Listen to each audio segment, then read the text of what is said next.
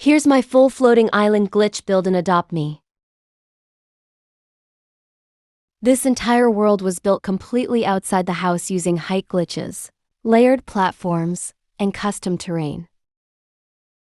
The main island has a glowing waterfall tree, stepping stones, and cozy lighting. I added a crystal pond and curved platforms to make the area feel peaceful and natural.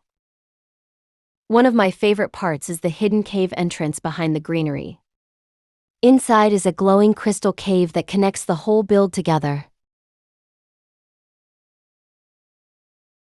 This is one of my favorite naturecore glitch worlds so far.